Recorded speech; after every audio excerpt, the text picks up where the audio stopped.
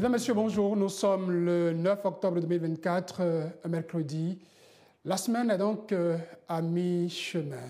Un autre jour qui pourrait être comme un éternel recommencement pour certains. Notre souhait est que nous puissions quand même, au fil des journées, au fil des jours, au fil des semaines, pouvoir avancer les pions, si c'en était un, sur l'échiquier de cette vie qui nous voit en scène. Nous sommes déjà en scène tels des acteurs, prêts à jouer chacun son rôle pour que s'enregistre ce troisième numéro de la semaine de TH Matin. Bienvenue à vous toutes et à vous tous. Elle s'appelle Abi.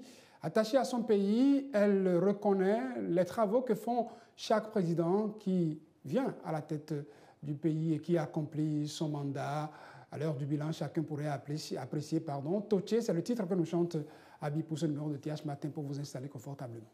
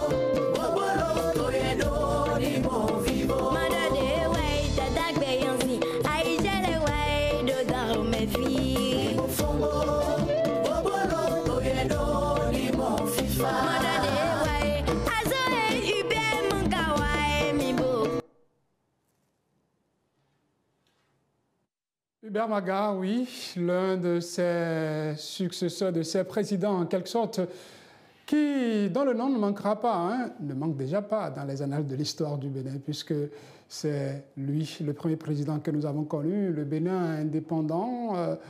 À sa suite, vous connaissez les autres que Abi nous rappellera tout au long de ce numéro de TH Matin. Vous le savez, nos escales restent traditionnelles.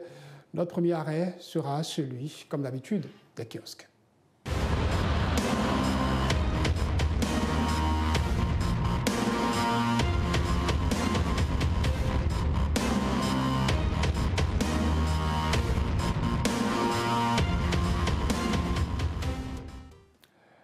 Quelques-uns sont parvenus à la rédaction de télévision Hémicycle, les journaux, l'actualité parlementaire, on peut en lire déjà à la une de certains parmi eux. Nous l'ouvrons cette rubrique avec le leader du jour, ce journal qui rappelle cette audience accordée à l'ambassadeur de la Chine près le Bénin en fin de mission. À la une de le leader du jour, on peut donc voir et lire audience à l'Assemblée nationale, l'ambassadeur chinois Peng Jintao fait ses adieux au président Louis Vlavono. On pourra voir en illustration image Peng Jintao aux côtés de Louis Vlavono avec ce tableau souvenir que le président de l'Assemblée nationale lui laisse pour lui rappeler son passage au Bénin.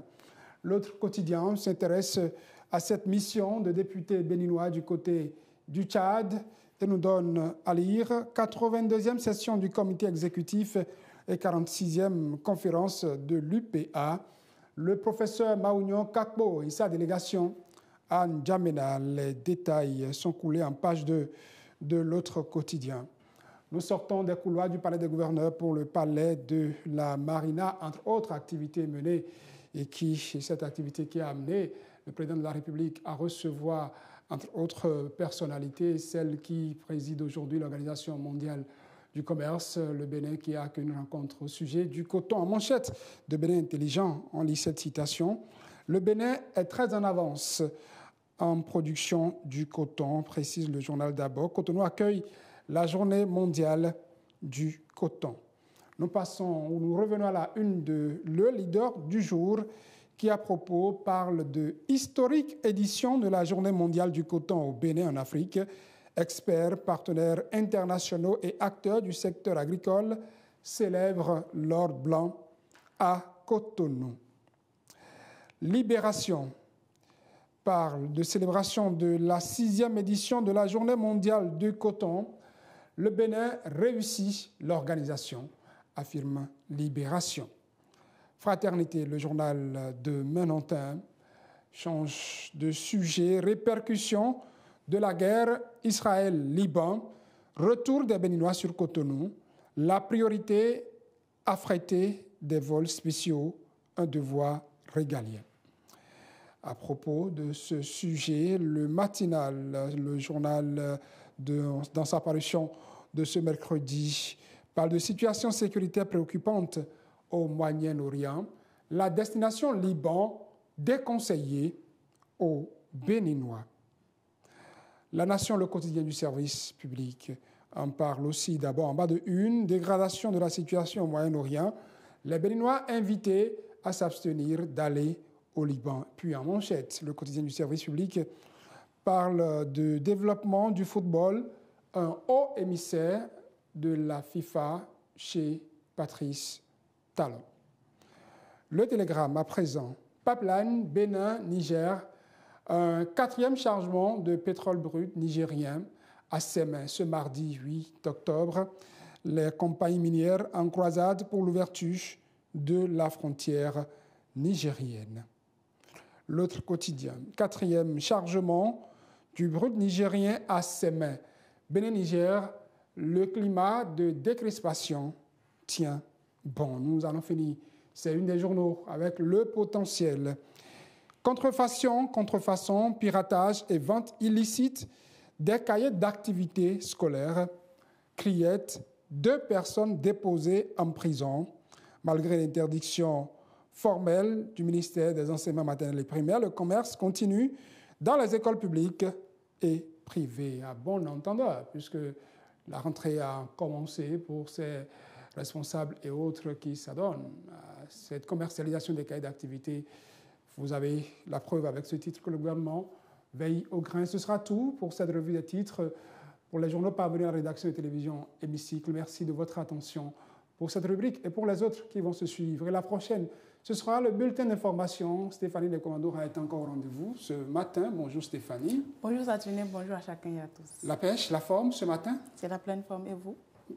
Grâce à Dieu, même s'il y a quelques pépins, quelques incidents avant l'émission qu'on essaie de gérer quand même.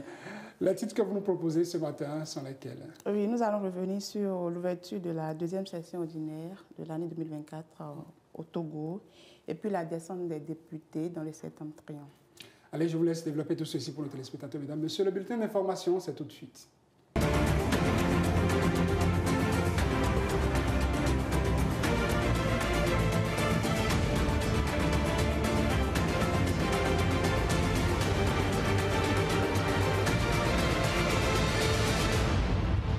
Bienvenue à chacun et à tous dans ce bulletin d'information.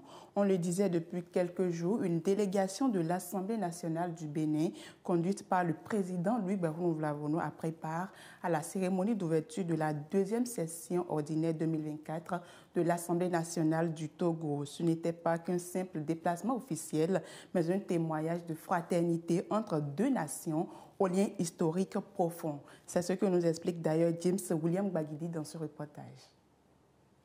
Dès l'arrivée à la frontière bénino-togolaise, les images parlent d'elles-mêmes. Accueil chaleureux, large sourire et poignée de main.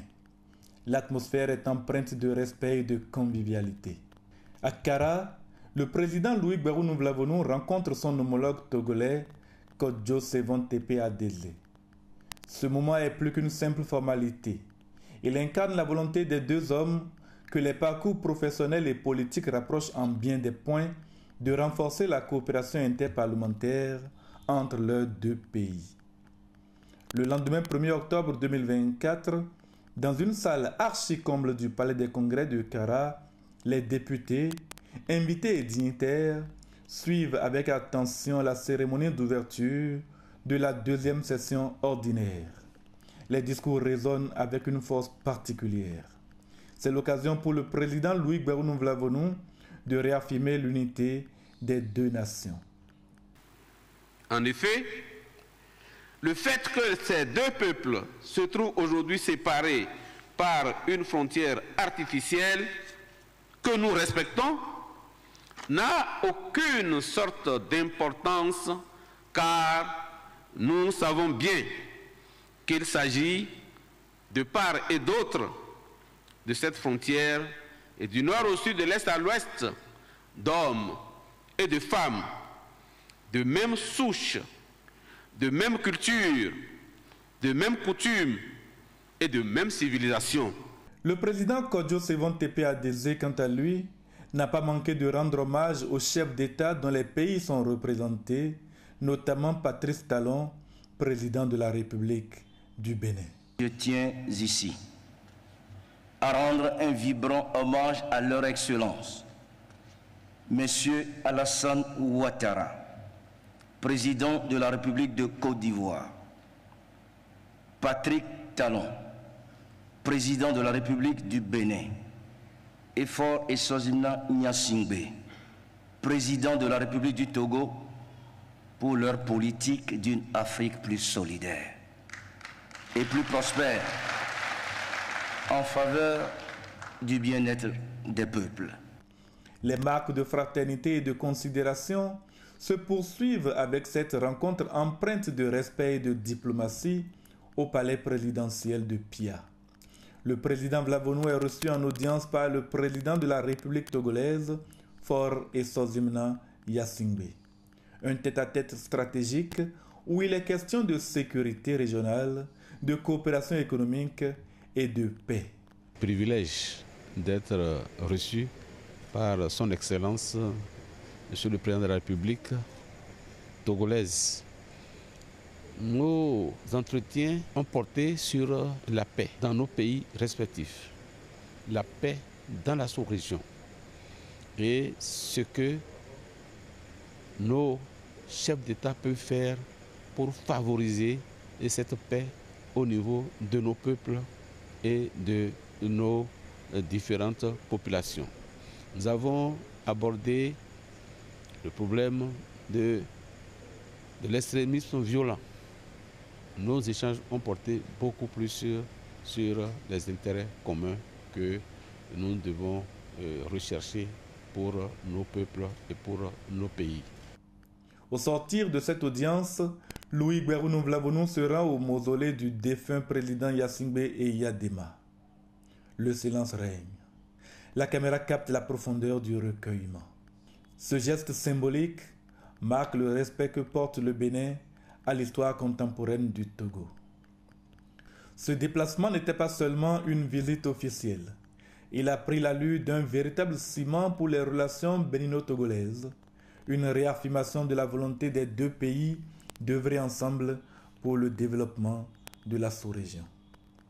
Et bien avant l'étape du Togo, les députés étaient sur le terrain courant fin du mois de septembre dans le septentrion. Ils ont pris part à une tournée marquée par plusieurs activités. Dans la commune de Natitengou, ils sont allés découvrir plusieurs réalisations de l'UNICEF dans le domaine de la santé et de l'éducation. Voici le compte-rendu de Oceana Mousso.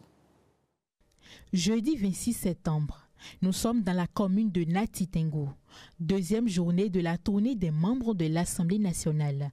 Après un bref briefing, les deux équipes sont déployées sur le terrain. La première, conduite par l'honorable Nourenou Achadé, se dirige vers l'école primaire publique Yetapo où les députés constatent les grandes œuvres de l'UNICEF dans les domaines de l'éducation et de la santé.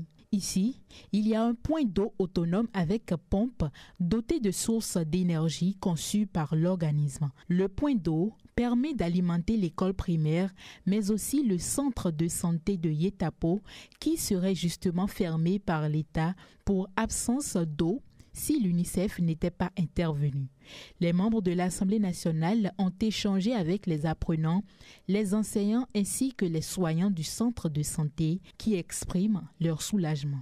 Vous savez, au départ, on ne pouvait pas créer un centre de santé sans l'eau. Donc l'UNICEF nous a aidé à mettre en place un point d'eau autonome qui nous a permis de desservir maintenant toute la population et l'école et le centre de santé et même la population. Et la population se fait soigner correctement sans aucun souci et nous-mêmes nous venons faire parce que les activités de vaccination, tout ce qui est activité préventive, tout ce qui est activité curative, alors tout se mène dans notre centre de santé de Yetapo. Pendant ce temps, la deuxième équipe, conduite par l'honorable Sabi Karim Alassane, s'est rendue à l'école primaire publique Tahiti. Ici, plusieurs réalisations se constatent. Points d'eau autonomes et infrastructures d'hygiène, les impacts de l'organisme onusien sont nombreux. L'équipe de députés passe à l'étape suivante, discuter et échanger avec les bénéficiaires du programme Cash Plus Care. Là encore, le constat est sans équivoque et les témoignages sont légion. L'argent là fait beaucoup dans la vie des élèves. D'abord, dans ça, on les achète des fournitures, les kakis, le petit déjeuner. Parfois même, ça couvre même au-delà de l'enfant, au-delà des filles, ça couvre aussi des frères élèves aussi qui vivent avec l'enfant à l'école. Donc, l'UNICEF fait beaucoup. Les députés émerveillés par les constats et les témoignages n'ont pas manqué de l'exprimer et de donner quelques conseils aux bénéficiaires. Il faut dire que ce que nous avons vu ce matin, ça nous a effectivement émerveillés, surtout au niveau du point d'eau, au niveau des blocs de latrines et aussi au niveau des comptes rendus des cas évoqués par les bénéficiaires eux-mêmes. Les parents eux-mêmes, après les enfants, nous avons entretenu les parents eux-mêmes, c'est-à-dire les parents des enfants. Donc il y a un comité, il y a des comités qu'ils ont installés qui s'appellent les comités de veille. Et chaque parent a exprimé sa satisfaction. Ils ont donné des témoignages comment les enfants qui devraient abandonner n'ont pas pu abandonner à travers l'appui de l'UNICEF. Les messages que nous aurons à passer à la population, nous l'avons déjà dit là-bas, c'est que nous allons leur dire de jouer leur partition. Parce que dans les anciens temps, les filles n'étaient pas destinées à aller à l'école. On pensait que c'est les garçons seulement. Mais l'UNICEF et les autres partenaires ont fait comprendre à nos parents que les enfants ont le même droit. Comme on le disait même tout à l'heure, les enfants nous ont dit qu'on les a appris leurs droits et leurs devoirs. Donc ce que nous allons leur dire, c'est de tout faire pour ne pas décourager les partenaires. Ils n'ont qu'à jouer leur partition en utilisant bien ces ressources et encourager les enfants à aller à l'école. Les deux équipes sont ensuite de retour à la base avec une moisson non négligeable. Une conférence de presse a mis fin à la tournée. Pourquoi avoir initié cette tournée et quelles sont les attentes de l'UNICEF à l'endroit des membres de l'Assemblée nationale à court et à long terme? Aude Rigaud, la représentante adjointe de l'UNICEF au Bénin, lance un plaidoyer. On l'écoute. Les députés sont venus constater, et l'idée c'était vraiment de les amener sur le terrain pour qu'en fait ils voient des programmes phares qui sont actuellement en train de transformer en fait la situation des enfants, notamment dans le domaine de l'éducation, dans le domaine de la santé, à travers la santé communautaire. Et donc l'UNICEF, en tant qu'agence des Nations Unies, est là aussi pour accompagner le gouvernement et les ministères techniques en fait à mettre en œuvre et à l'échelle des programmes qui vraiment sont efficaces et vont transformer, je dirais, à long terme. Et l'UNICEF, on met en œuvre des programmes avec l'aide de nos partenaires techniques et financiers, comme les Pays-Bas, le Canada, l'Union européenne. Mais surtout, en fait, parfois, on met des projets à l'échelle d'un département et il serait nécessaire de le mettre à l'échelle nationale. Et c'est aussi commencer par des aspects pilotes de projets, les emmener à plus grande échelle. Et maintenant que nous avons en fait les évidences et le constat que ces programmes fonctionnent, c'est aussi convaincre et démontrer aux honorables en fait que ces programmes pourraient être portés à l'échelle au bénéfice des enfants. Nous sommes très satisfaits parce que je pense qu'on a vraiment, avec les différents députés, on a vraiment pu aller à l'intérieur, voir les communautés, discuter avec les parents, discuter avec les enfants eux-mêmes bénéficiaires, discuter avec les autorités locales, avec les autorités départementales, et ça donne vraiment, je pense, un horizon assez large de ce qui est fait, des résultats probants, mais également aussi de ce qui reste à faire. Et justement, je pense que ça a donné une image concrète et des arguments qui ne sont pas sortis de livres, mais cette fois qui sont d'une réalité pour pouvoir justement ramener ça au niveau de l'Assemblée nationale. Alors dans les prochains mois, je pense que les députés vont en fait travailler sur le budget 2025, et je pense qu'il serait vraiment intéressant qu'ils gardent à l'esprit voilà, tous les défis et les enjeux que les enfants et les parents ont mentionnés en fait lorsqu'on était ensemble sur le terrain, et de pouvoir en fait, lorsqu'ils vont faire la révision, la revue des budgets proposés par les ministères, de pouvoir justement influencer et pour qu'il y ait encore plus de budgets sociaux. On sait déjà que l'État béninois a fait un énorme effort dans les budgets et qu'il y a eu déjà 7% d'augmentation des budgets ces dernières années dans les budgets sociaux, mais encore plus doit être fait pour en fait atteindre même les normes recommandées au niveau international. Donc on appelle aux parlementaires de regarder sérieusement, et l'UNICEF reste disponible pour accompagner pour les analyses techniques, pour des études techniques plus poussées qui seraient peut-être nécessaires pour mieux comprendre certains aspects en fait qui ont attrait aux enfants. Et c'est tout pour ce mini-journal que je vous remercie d'avoir suivi. Saturnine Jossou. Nous vous disons merci, vous, Stéphanie Dagomandora, pour cette présentation. La suite de la journée pour la rédaction de Télévision Hémicycle, ce sera ? C'est à 13h30, la grande édition du journal avec Innocent Saladabou. Qui reviendra, je le disais lundi dernier, les femmes sont au pouvoir cette semaine-ci à la rédaction de Télévision Hémicycle. Ce sont elles qui sont ces figures qui sont la vitrine à laquelle nous vous servons l'information. Bonne journée à vous. Merci, à vous aussi. Abi Benin Toché, c'est le refrain qu'elle nous amène à chanter, l'hymne au patriotisme. Nous l'écoutons avant d'installer notre page invitée.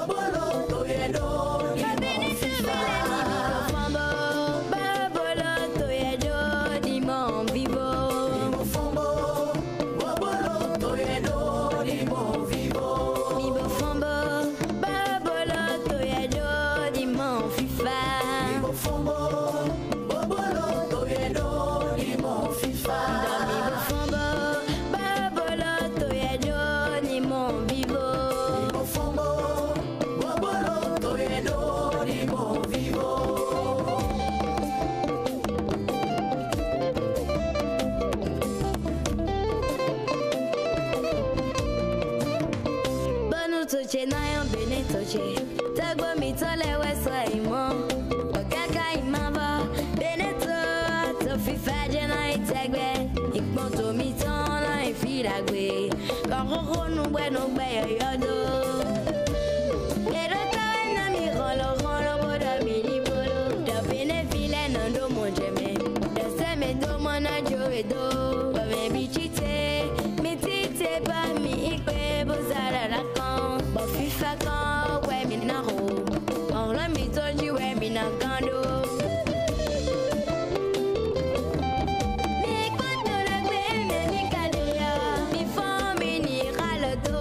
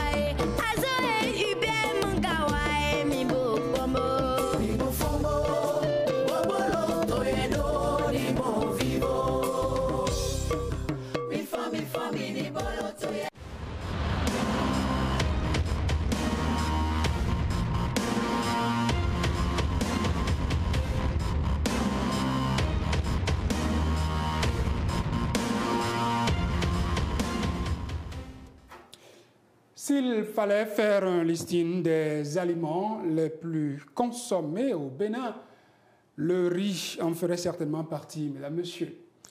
Cette céréale, très prisée dans notre alimentation, a conquis les étalages dans les marchés.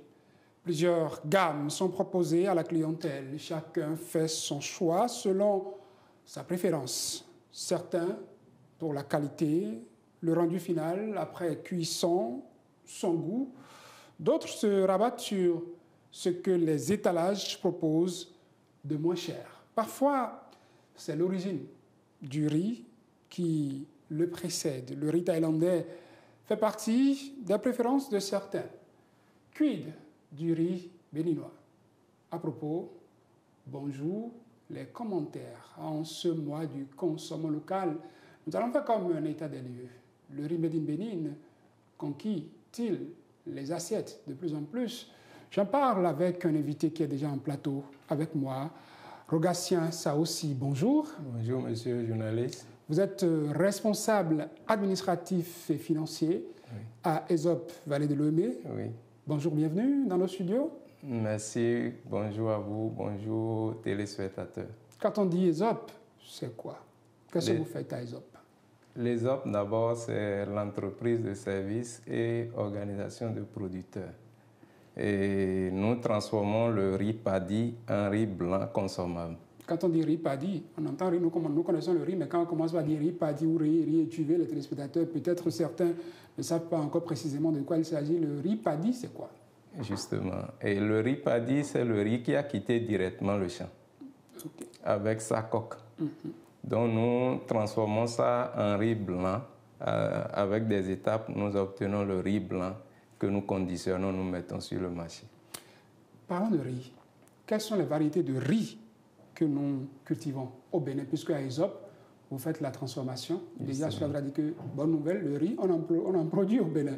À ceux qui pensent que le riz, ça ne se produit pas au Bénin, on cultive le riz au Bénin, comme vous avez commencé déjà par l'entendre. Quelles sont les différentes variétés qu'on retrouve chez nous au Bénin, qu'on cultive? Au Bénin, nous avons l'IR 841, nous avons le Nerica, nous avons aussi l'Orielus. Mais la variété qui est la plus produite, c'est l'IR 841. Et c'est ça d'ailleurs, nous transformons à l'ESOP Vallée que nous mettons sur le marché sous la marque Délice. Comment on arrive à reconnaître ce type de riz? Parce que vous dites hier, le spécialiste peut-être ne sait pas ce que c'est que l'IR ou le Rica peut-être. Comment est-ce qu'on reconnaît ça sur le marché? D'abord, le riz, l'IR 841 se différencie des autres riz d'abord par sa grosseur. Vous allez voir, quand on décortique les autres riz, c'est plus fin que le riz, l'IR 841. Aussi, l'IR 841 a un parfum naturel, le riz que nous transformons chez nous. Et c'est ça, nous mettons à la disposition de nos consommateurs. Est-ce que le riz made in Bénin, le riz produit au Bénin, sur le marché, est mieux accueilli? Et je peux dire que le riz made in Bénin, depuis un certain temps, a commencé par prendre. Et je peux vous avouer affirmer ce matin que, en dehors des consommateurs, des clients fidèles de l'ESOP Vallée, fidèles aux produits sous la marque Délice, aujourd'hui, le riz transformé ou bien produit au niveau de l'entreprise se retrouve déjà dans les plats de nos enfants dans les cantines. Donc, nous sommes un partenaire du programme alimentaire mondial pour la fourniture du riz aux cantines scolaires. Donc, plus nous évoluons, plus le riz made in Bénin est en train d'être découvert par la grande masse. Et en termes de qualité? Oui. Quels sont les reproches que vous entendez souvent si il y a un retour sur les produits que vous mettez sur le marché? Quels sont les reproches qu'on fait souvent au riz made in Bénin, pas particulièrement à la marque que vous produisez de l'autre côté de Dangbo, le riz local en général, parce que quand on parle de riz, beaucoup disent que bon, au Bénin, notre riz que nous produisons, c'est ci, c'est ça. C'est ci, c'est ça. Qu'est-ce que vous entendez comme commentaire? J'avoue que c'est vrai. L'ESOP Vallée n'est pas la seule entreprise transformatrice du riz. Il y en a qui le font. Et le retour, de façon générale, pour répondre au retour, je vais dire, c'est une habitude que nos populations ont déjà. Et pour changer, ça va prendre un peu de temps. L'habitude, ça concerne surtout le volume d'eau qu'elles utilisaient pour préparer, pour bien cuire le riz, les riz importés. Nos riz sont des riz sans additifs. On ne met pas du tout de produits chimiques. Ça fait que quand c'est transformé et vous allez préparer, le volume d'eau ne doit pas être très important. Ça permet à la cuisson d'avoir ce que nous voulons. Mais si, puisque la population est déjà habituée au riz importé qui a fait peut-être 6 mois, 1 an, 2 ans avant de se retrouver dans les plats, ou bien 3 ans même avant de se retrouver dans les plats, ça a pris déjà tout le temps de se sécher juste à un taux donné. Donc tout ça agit et je crois que c'est le seul retour que nous avons très souvent. Mais nous, à notre niveau, nous y travaillons sérieusement d'ailleurs. Avant que nos produits ne sortent, nous prenons toutes les dispositions. Il y a des appareils que nous utilisons pour contrôler le taux d'humidité que nous appelons l'humidimètre. Nous contrôlons tout d'abord déjà avant de passer à la transformation. Tous ces aspects sont vérifiés et aussi avant de mettre sur le marché, nous contrôlons tout ça. Est-ce un défaut que le riz produit au Bénin, puisque c'est immédiatement destiné au marché, c'est sur le marché en même temps? Est-ce un défaut que pour la préparation, cela ne nécessite pas beaucoup d'eau? Est-ce un défaut? Parce que vous dites que le riz venu d'ailleurs, parfois la quantité d'eau dont on a besoin, elle est supérieure. Oui, le riz a eu le temps de se sécher et tout. Oui. Est-ce que pour le riz qui a produit au Bénin, qui se retrouve quelques semaines après sur le marché, que ce riz ne prenne pas beaucoup d'eau en termes de qualité? En termes de qualité. Est-ce que le riz, votre question, c'est que nos riz produits chez nous ici se retrouvent dans les marchés quelques mois, je vais dire, parce que le riz qui sort du champ ne peut pas être mis automatiquement sur le marché, parce qu'il faut sécher, il faut conserver au moins pendant un certain nombre de mois. C'est d'ailleurs pour ça que nous avons un stock que nous constituons chaque année et qui sert de stock tampon pour pouvoir couvrir la demande jusqu'au moment où la nouvelle production sera prête à être transformée. Et je vais dire, par rapport au volume d'eau, en réalité, ça devrait être un gain pour nos populations parce qu'en termes de chaleur thermique, pour avoir le résultat, je crois qu'avec nos produits, ils n'ont pas besoin de beaucoup de chaleur thermique pour produire le riz et pour préparer leur riz et consommer. Maintenant, l'autre chose qui est très souvent un retour qui concerne aussi toujours le riz, c'est l'aspect, ça se compacte.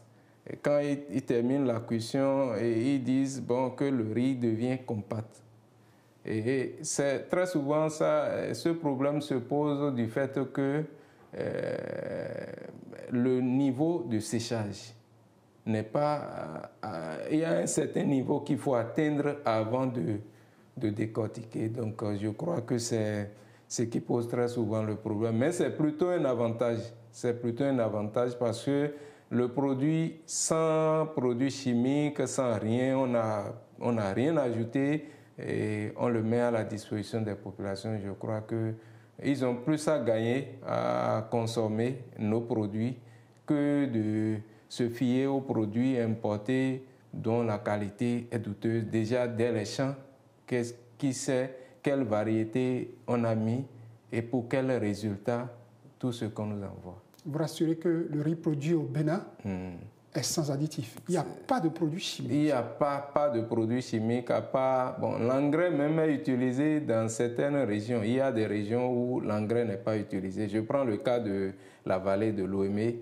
Eux, ils font le fauchage. Et au début, après, juste avant la décrue, ils font le fauchage. Donc l'herbe pourrit dans l'eau qui se transforme en engrais naturel qu'ils utilisent pour produire du riz. Donc c'est un riz, le riz de la vallée en réalité c'est un riz, quand vous mangez, vous êtes sûr à 90% que ce que vous avez mangé c'est votre médicament.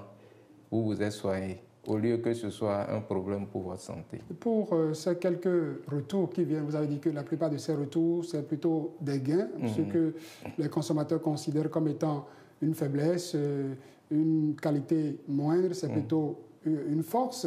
Et pour ces quelque chose que vous pensez qu'il faudrait améliorer, qu'est-ce que vous faites de façon précise pour que, au fil du temps, le riz produit au Bénin, de façon générale, puisse désormais convaincre le consommateur afin qu'il l'adopte? C'est ça. Et comme vous venez de le dire, je crois, chez nous, nous avons des techniciens qui sont chargés du suivi de la qualité, déjà dès les champs.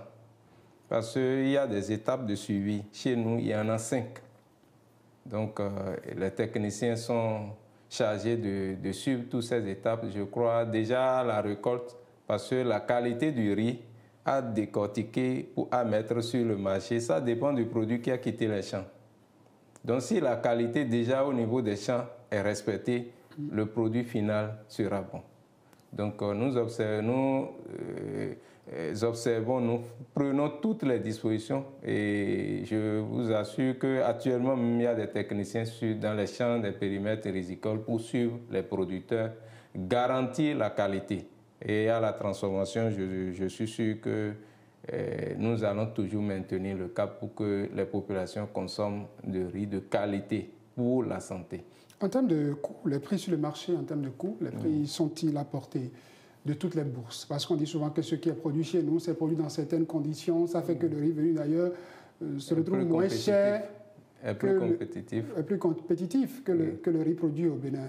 Est-ce qu'en termes de coûts, les gens peuvent aller avec confiance, aller chercher du riz produit au Bénin, que ce soit dans la vallée, dans le nord Bénin ou dans les autres zones rizicoles? Je crois bien que les prix que nous pratiquons comparativement aux produits importés, si ce n'est pas que c'est des produits qui étaient de qualité douteuse, qu'on a transformés, qu'on veut liquider comme on le dit, je crois bien qu'il n'y a pas mieux. Parce qu'un riz de cette qualité à 500 et quelques le kilo, je crois que même dans nos marchés, il n'y en a pas. Il n'y en a pas. Donc nous rassurons les consommateurs. Tout ce que nous faisons, d'abord, il y a un volet social, avant que ce ne soit économique, pour permettre aussi à l'entreprise de développer ses projets. Et je crois qu'il y a un volet social dans ce que nous faisons. Aujourd'hui, au Bénin, quels sont les défis qui se posent à la production du riz? Et je crois le premier défi pour le riz a besoin de l'eau. Et c'est le facteur de production. Quand vous n'avez pas l'eau, vous ne pouvez pas produire du riz. Mais aujourd'hui, avec les effets du changement climatique, c'est difficile. Il y a des régions aujourd'hui où je peux vous affirmer que des producteurs sont en retard et ils ne pourront même plus faire la culture durant cette saison parce qu'ils sont en retard. L'eau n'est pas venue à temps. Ils ont fait la pépinière, c'est resté sans que l'eau ne vienne pour qu'on procède au repiquage. Donc, c'est un problème. Au-delà de ça, je crois qu'il y a aussi que les chercheurs réfléchissent à des semences résilientes au changement climatique parce que plus nous évoluons, soit le cycle de l'eau est perturbé par les effets du changement climatique. Donc, il faut des semences qui répondent au changement climatique, qui peuvent même se résister sans bien même qu'il y ait l'eau. Donc, je crois que c'est quelques défis actuellement pour la production du riz chez nous que nous devons prendre en compte. En termes de tonnage, est-ce que la quantité de riz, le riz produit au Bénin couvre déjà les besoins et la demande sur le marché? Ça va être ma dernière question. Je crois au plan national, il y a une certaine répartition des régions en termes agricoles et chaque région, il y a un objectif de production qui est assigné. Et je crois bien, nous nous retrouvons dans le pôle 7. On parle de pôle, le pôle de développement agricole, nous sommes dans le pôle 7. Et l'objectif qui est assigné au pôle 7, je crois que les acteurs y travaillent. Il y a les cadres de concertation. À chaque niveau, les responsables travaillent pour que l'objectif soit atteint. Chaque année, la production du riz ne fait que monter. Ça prouve qu'il y a un minimum qui est en train d'être fait. Rogatien, ça aussi, un mot pour finir?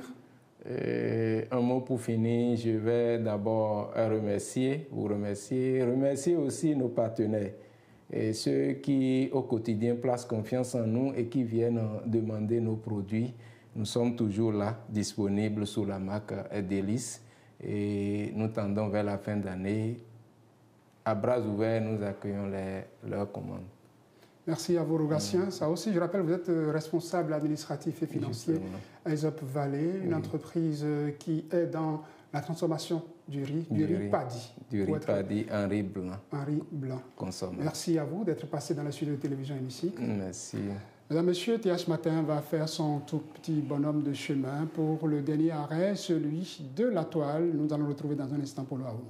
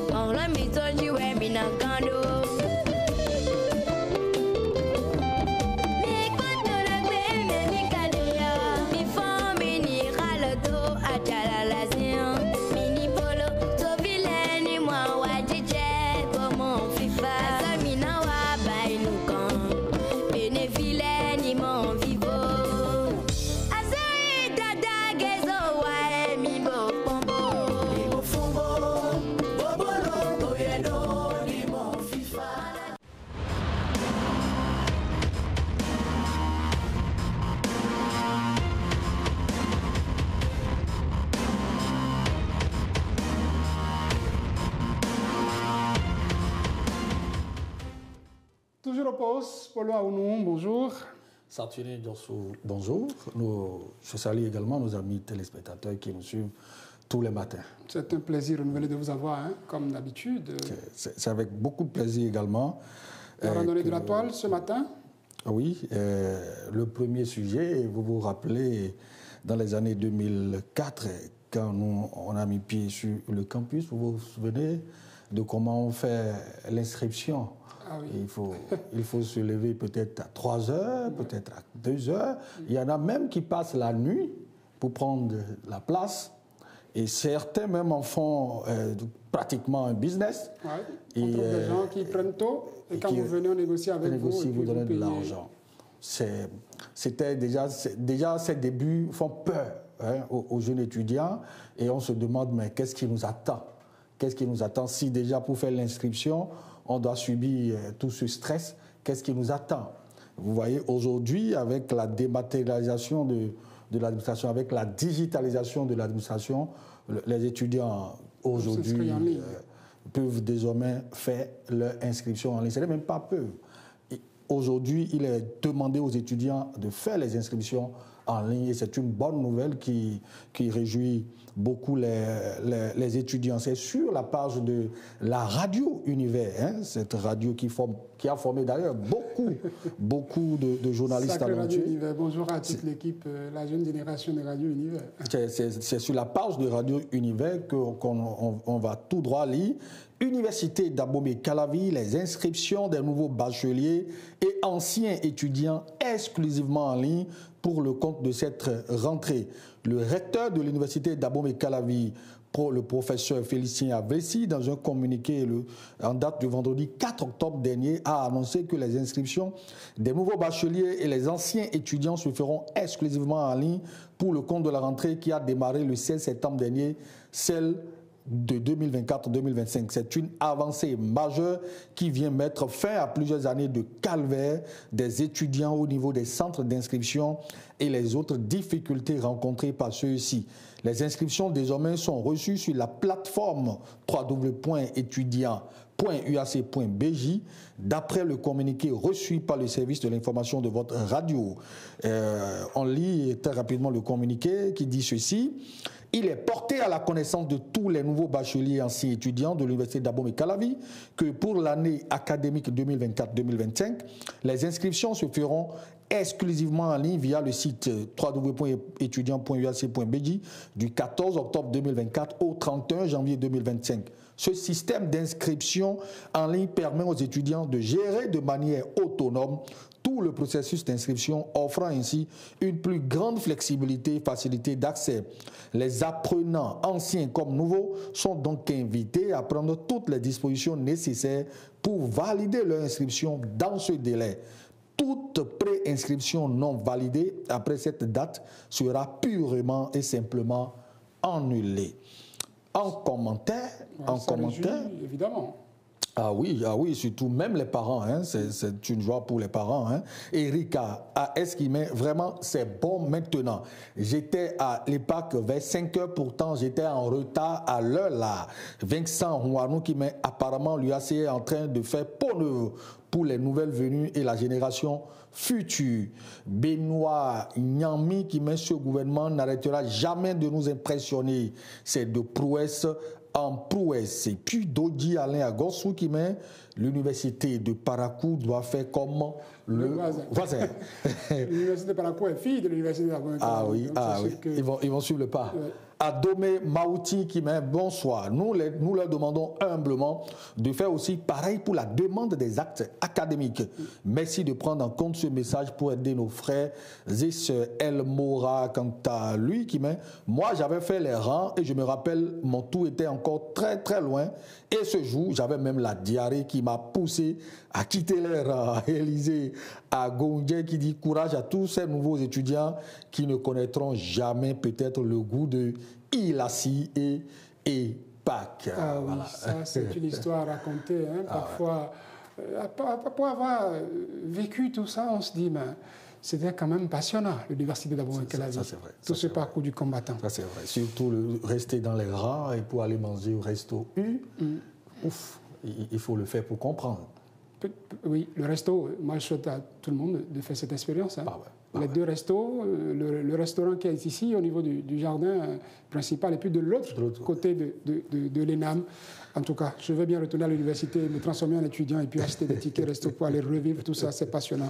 Et ils vont peut-être se mettre en rang parce que c'est ce que nous souhaitons désormais. Les Béninois qui vivent au Liban, qu'ils reviennent chez eux, la situation est critique. Catastrophique. Et tout ce que nous souhaitons pour ces deux pays en conflit, c'est que les gens finissent par s'entendre.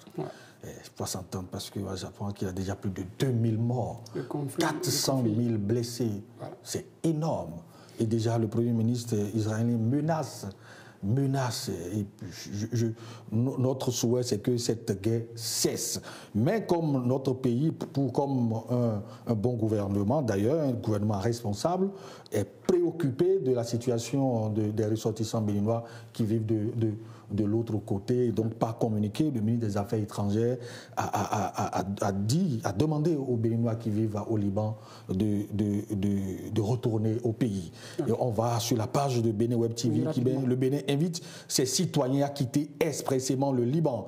C'était dans un communiqué diffusé le mardi 8 octobre, c'est-à-dire hier, que le ministre des Affaires étrangères du Bénin a encouragé tous les Béninois vivant actuellement au Liban à saisir les derniers vols commerciaux encore disponibles pour rejoindre Cotonou. Le communiqué dit ceci. Rapidement, parce que la régulation me signale qu'il faudrait qu'on puisse conclure l'émission. Le ministre des Affaires étrangères de la République du Bénin, vivement préoccupé par la dégradation continue de la situation sécuritaire au Liban, appelle avec insistance à tous les ressortissants béninois à s'abstenir de se rendre dans ce pays. Le ministère invite également tous les Béninois résidant actuellement au Liban à saisir l'opportunité des derniers vols commerciaux encore disponibles pour quitter sans délai le pays et regagner le Bénin. Pour ceux qui ne sont pas en possession de leurs documents de voyage, le ministère les encourage à solliciter un laissez-passer et autorisation parentale pour des enfants de moins de 18 ans qui leur permettra d'effectuer leur voyage dans les meilleures conditions. Ces services sont disponibles sur le portail de services publics et le lien est là. Enfin, le ministère invite l'ensemble des Béninois vivant à l'étranger à s'inscrire gratuitement sur le portail Diaspora au lien au registre des Béninois de l'extérieur afin de bénéficier de la protection consulaire des diverses facilités administratives mises à leur disposition par le gouvernement. Pour toute demande, il y a des numéros qui sont laissés. En commentaire, il y a Célestin et El Céleste qui dit « Mieux vaut mourir de faim dans son pays que de mourir des bombardements dans un autre pays ». Solange Sika Bakwe qui dit « Des fois, je me demande si nous, les hommes, nous réfléchissons vraiment. Ils trouvent quoi dans les guerres? C'est quoi le problème et on tue des innocents pour rien? Dieu est trop patient avec nous, les hommes. C'est quelle histoire ça? Kevin à Vogba-Nanon qui met, on les attend, ils pensent nous laisser seuls dans la galère au Bénin. Lui, il en fait également une histoire de Augustin Koufédé qui dit la guerre, qu'est-ce que les humains trouvent dedans quand leurs semblables meurent sous les balles? Bonne décision de l'État béninois car la balle sortie du canon ne distingue pas la nationalité. Merci à vous, Polo. Nous allons devoir nous arrêter là puisque la réalisation signale que il va falloir qu'on descende de cette émission. Merci à vous. Demain, pour d'autres sujets. Jeudi, ça va être le vote, vendredi à vous. J'imagine un fait divers au programme. On verra bien dans la mesure du possible. Mesdames, Messieurs, TH Matin de ce mercredi 9 octobre 2024, c'est déjà tout. Merci de nous avoir suivis et bonne journée à vous.